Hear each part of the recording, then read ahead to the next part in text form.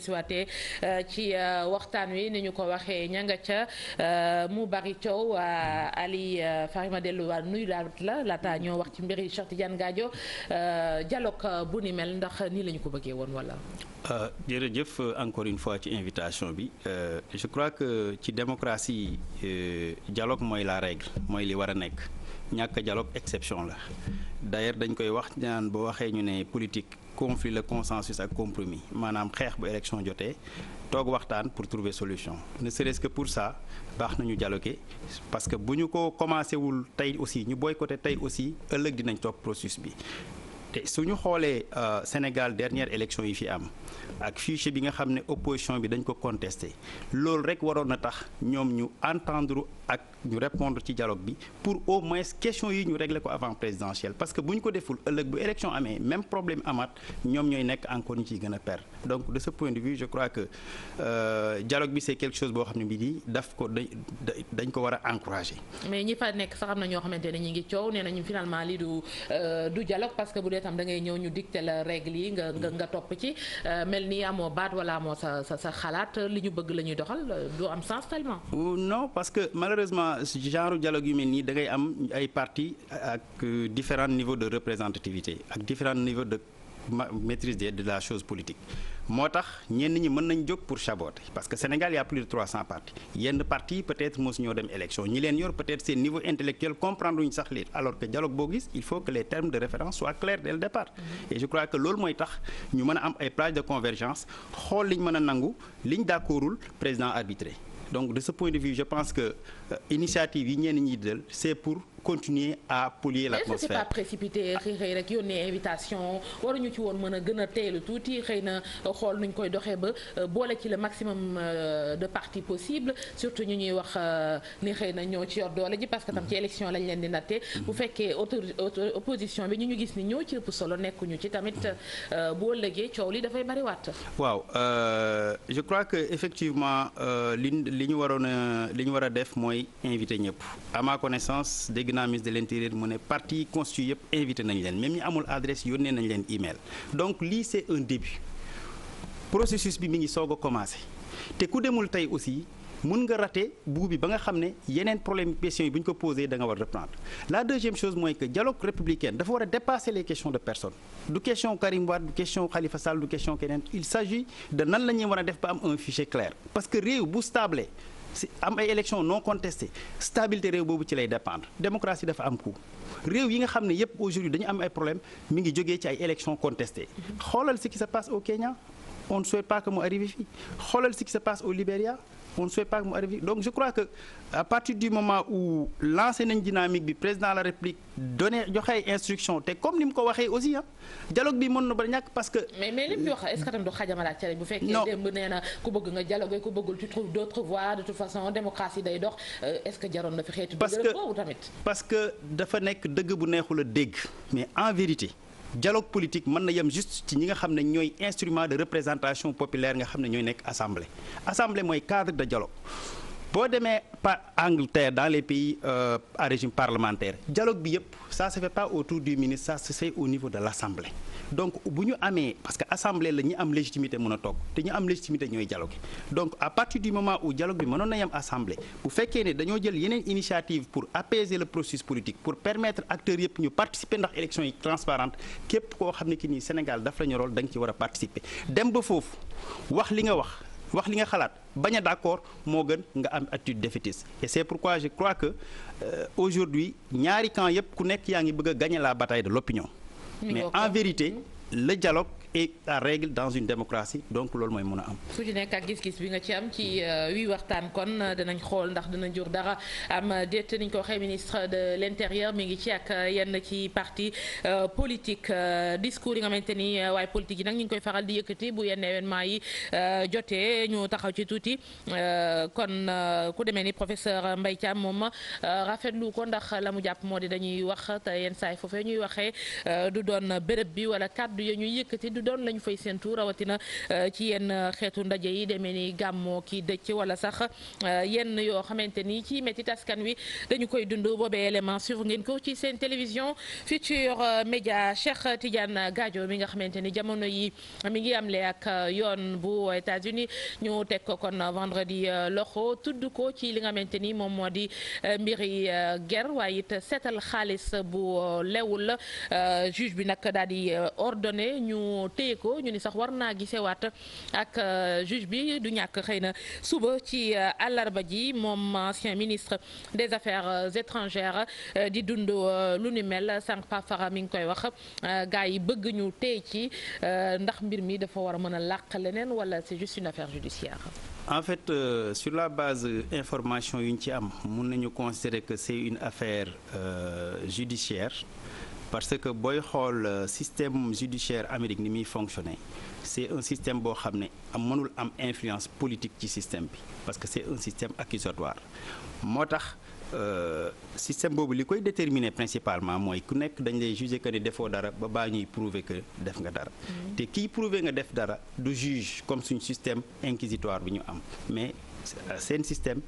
ab juré la ñuy déterminer après ñoom la ñuy jox fee ñoom ñooy xool est-ce que li ñu lay tuumaal def nga ko wala déet. ñu ngi koy dëggal ni ba instant bi dañuy jàpp ni xëy na defagul dara mais mbir mi dañ ci sukkandiku ci ay enquêtes yu leer ñu mag foofu waaye FBI ak yeneen gëstu ci ba teg ko loxo ci ay xaalis yu ñu ne kon jébbal na ko président Tchad ci benn entreprise chinoise tour entreprise chinoise boo xamante ni doon na ko liggéeyal pour jot ci pétrole beeg yu ni mel. waaw moo tax te FBI lu ñu décidé def pendant des années c'est parce que souvent dañuy dem ba am li ñuy wax overwhelming evidence des preuves yoo xam ne kenn mënu kee teggi ñu soog a décider instruire monter un dossier contre yow moo tax li ñu mën mooy peut-être di ko ñaanal ensuite il faut que ñu comprendre deux choses ci ban statut lañ ko jàppee est-ce que dañ ko jàpp parce que dañu considérer que c'est quelqu'un qui a peut-être un statut légal aux États-Unis et par conséquent am na un certain nombre de droit ak préoccupation fiscale yoo xam ne nii Amérique am na droit di ko xoolee bépp citoyen ou bien dañ ko xool comme un ancien ministre des affaires étrangères du Sénégal bu fekkee ne deuxième cas bi la je crois que serait mooy gën ci moom parce que boobaa dinañ mun peut-être jël ay initiatives au nom de l'État Sénégal parce que doomu Sénégal waaye comme dafa yàgg Amérique te njabootam yàgg fa bu fekkee ne dañ ko toppee dara ndax dañoo jàpp ne ñoom citoyen américain la bu boobaa ñun luñ ci munta def tamit du loo xam ne nii dina mën a peser ci décision bi lenn am na ci système judiciaire dossier bi le fait que mu nekk citoyen tey da koy gën a jafeel parce que dañuy am benn fu ñu war a mën a jaar ak moom ndax dañuy jàpp ne seen doomu réew da koy gën a jafeel parce que boo gisee situation yu mel nii procureur bi day yokk charge yi maanaam mun na koo toppee mun lu mu koy toppee bu fekkee citoyen américain mën na cee teg ne citoyen américain bu waroon a fay taxe li ñuy wax embezzlement of public fund ak taxe yoo manipulation taxe yooyu c'est des crimes fédéraux maanaam yooyu peine yi ñu ciy laaj dafa diis maintenant li ñuy souhaiter mooy bu ko juge bi entendre sur le fond dina ko laaj ñaari question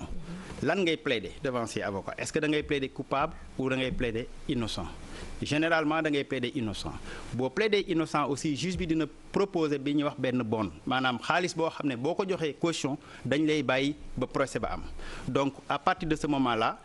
boo gisee ñoom seen système ñuy def loolu c'est parce que dañoo jàpp ne nit tant que tribunal décidé wul ne coupable la waruñu ko mën a condamner. mais est-ce que xel mënu ci tey bu fekkee ni beneen doomu chinois bi ñu tudd ci mbir mi. teg nañu ko loxo tey jii moom it yaakaaroon ni xëy na war nañ ko mën a jàllale wala bu ñu ko dégloo rek dinañ ko bàyyi parce que nee nañ. li ñu ko toppee dafa diis bu ñu dajalewoon daal yëpp sax mënuñ leen a muy moom muy chinois bi muy képp ku ñu jàpp Amérique mënuñ laa bàyyi tant que juge waxul ne dañuy def par exemple boonu tant de ci xaalis nga sa famille dem fay loolu nga nekk sous caution mais caution bi doo am liberté doo génn territoire américain donc dañ lay surveiller di la woo tribunal en attendant sa avocat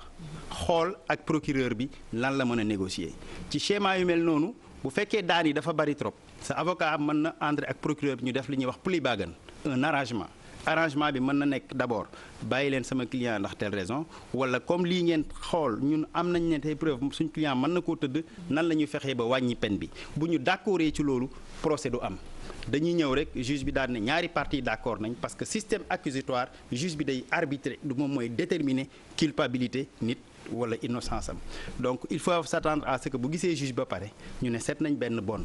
maanaam benn xaalis bu ñuy laaj boo xam ne caution boo ko joxee am sa liberté ndéganukaay. mais au-delà de l'homme politique Ali Fary homme d'affaires la moom Cheikh Tidiane Gadio nan la mën a demee ba ñu tudd ko xëy na ci ger gu mu ger président Tchad ba tey ji États-Unis war ko ci teg loxo noonu. en fait da ngay comprendre le système judiciaire américain boo ko comprendre bu baax boo comprendre suñu système inquisitoire yi da ngay dem ba yaakaar ne du système boo xam ne dafa juste trop parce que luñ la toppee rek mun nañ la cee daaneel booy xool. affaire guerre bu fekkee ne consultance la woon mu liggéey ak président Tchad dañu fay ko commission am na droit jël commission mais commission boobu ñaata la ci war a fay taxe gouvernement américain bi loolu peut-être ñoom ñoo koy jéem a xool à leur niveau mais munuñ bu fekkee ne dañ ne guerre la war nañ mun a prouver véritablement par des liaisons téléphoniques par des emails que guerre la parce que aussi Amérique lu ñu lay wax liberté dañuy wax c'est un night watchman state c'est un état policier lépp looy def ñu ngi lay seetlu. lu ñu bëgg a xam ci yow dañ ko xam. looloo tax ñu créer système numéro social sécurité nga xam ne social sécurité. mbiri xaalis moom lépp foog mu leer carrément. lépp lu ñu ci bëgg a xam dañ koy xam. te foo mënta nekk milliard boobu ñu jébbal débit xëy na moom commission yeeg yooyu am na ci toll ci 200 millions yooyu ci wàllu woowu ñenn ñi tam ñi ngi wax yeneen xibaar guerre diggante démocrates yi ak ñi nga xamante ni ñoom ñoo di républicains yi yaakaaroon ne àgg na niveau boobu wala. c'est purement non yaakaaruma ne affaire Gadio nekk am en relation ak guerre bi am diggante démocrates yi ak li parce que sur ces questions là comme ni ma ko waxee. ci digganteem xëy na ak Hillary wala. non mënul nekk parce que tout simplement système judiciaire américain amul benn impact bu jeu politique bi di am ci moom la preuve Donald Trump mi président des États-Unis tey yaa ngi gis aujourd'hui général Mike Flint bi ñu ko accusé ne dafa nekk en collision avec la Chine actuellement ñi ngi koy topp son beau-frère nga xam ne conseiller am la takk gorom aujourd'hui ñi ngi koy observer donc loolu wax bu teguwul fenn la le système judiciaire américain FBI ak CIA bu ñuy décider c'est sur la base uniquement de préserver les intérêts du peuple américain donc du affaire politique parce que Amérique aussi comme ni mu waxee débat politique ba ci assemblée ba la yam donc c'est aujourd'hui c'est entre le Sénat et la Chambre des représentants donc ce qu'on peut souhaiter tout simplement mooy que gouvernement Sénégal jël ay initiative am au niveau le plus élevé xool lépp lu ñu mën a def au nom statut bi mu amoon pour jéem ko ci génne parce que ngoone booy xool c'est pas la première fois il y a l'ancien ministre aussi Thiam qui était citoyen américain aussi bi nga xam ne bi nii moo nekkoon Guinée actuellement FBI daf ko arrêté sur ces questions là parce que ñoom jàpp nañ ne même boo nekkee citoyen américain boo amee ay responsabilités bitim réew la ngay gagné da nga caa war a fay déclarer fisc bi fay ci ay impôts Amérique boo ko deful bis bu ñu la trouvé tu as des problèmes avec le système judiciaire donc moo tax. mais ce système du système boo xamante ne dafa bari ay rëq-rëq. dafa bari ay rëq-rëq Amérique dugg fa kasoo gën a yomb lépp parce que ci lu ñu la toppee mën nañ la ci jàpp. mais est-ce que yaakaar nga mu gaaw wala ak ñoom seen système yu dox ça prend du temps et tout. en tout cas du yéex trop parce que c'est un système boo xam ne bi nii tant que avocat wu Cheikh Tidiane Gadio bu gisee juge bi ba ay avocat am décider entrer en matière avec procureur bi mi ngi dépendre ci lan lañ décider bu fekkee ne ay avocat Cheikh Tidiane Gadio dañuy dem procès bu boobaa dina gudd parce que procès bi dina am li ñuy wax preliminary hearing maanaam entente préliminaire. ensuite dinañ choisir juré yi parce que foofu comme ni ñuy waxee dañuy jël ay citoyens américains ñoom ñooy nekk juré yi ñoom la ñuy jox évidence yi. ñoom ñooy xool est-ce que li mu def dëgg la wala déet bu juré bi d'accord ci seen majorité généralement 9 lay nekk bu 5 yi ne il est coupable. ñoom ñu ñëw ne juge bi ñun décide nañ sur la base ñu gis kii il est coupable ñu bàyyi ko bu fekkee ne dañoo séparé wu bu fekkee ne dañ moitié bi dañ ne lii moitié bi ne kiiwul mooy li ñuy wax hung jury bu boobaa effectivement dañuy reconvoquer waat beneen jury continuer processus bi bu fekkee ne dañoo gis ne ñoom jury bi évidence yi ñu wax ci Cheikh Tidiane Gadio il est non coupable bu boobaa ñu bàyyi ko donc même juge bi en personne day présider day jiite séance bi arbitre la du moom mooy décider juge américain amul doole bu su juge Sénégal am. parce que Sénégal ci wàllu boppam ci biir dossier est-ce que moom it am na ci benn doole même su fekkee ne ancien ministre des affaires étrangères tey jii député yooyu ci fan la war a mën a sukkandiku ba xëy na woyofal ko mbir yi moom Gadio. fu ñu mën a sukkandiku mooy que ñu xam ne situation yu mel nii le moins on en parle le mieux ce sera. ñu dem ba opinion publique ak juge américain duñu yaakaar ne il y a l'opinion publique dañuy commencer di def ci ñoom pression alors que ñoom ñoo xam les détails parce que liñ ciy wax lépp on n'est pas entré dans le fond du dossier xamuñ ci fond dossier donc je crois que li gën mooy ñu am la presse am ci une opinion positive boo xam ne du heurter la conscience ou l'opinion publique américaine ensuite kilifa yi fi nekk ci réew mi xool ak seeni relation yi ñu am au niveau de l'ambassade au niveau le plus élevé ñu xool lan lañ mën a def ci suuf pour peut-être ñu considérer que ni c'est aussi un citoyen américain, c'est aussi un diplomate, c'est aussi un élu. Jouer ci cette carte-là pour peut-être au moins mu mën a am ce qu'on appelle la possibilité que jugement bi ñu jéem ko transférer Sénégal. mi ngi noonu muy kon benn dossier di ko ñaanal mu gaaw a kon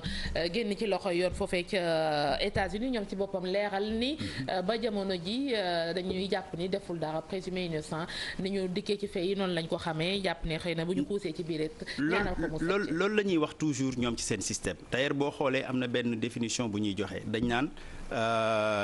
bàyyi ko def dara moo gën ñu jàpp ko deful dara mais dans les faits bu ñu demee ba teel a c'est parce que am nañ des preuves yoo xam ne nii xaw na dëgër surtout ci ces questions là moo tax nañ ko ñaanal et dañu demander suñu autorité tamit ñu def ci seen kéemtulaay kàttan parce que c'est quelqu'un vraiment qui a beaucoup apporté au pays à la diplomatie sénégalaise. mi ngi noonu Ali Fary Ndiaye spécialiste question américaine moom lañ doon dalal ci xibaaru digg bëccëg bi doon wax ci mbiri Cheikh Tidiane Gadio ma ñu teg loxo ajuma ji kon ca New York tudd ko ci mbiri guerre ak seetal xaalis jërëjëf Ali. jërëjëf.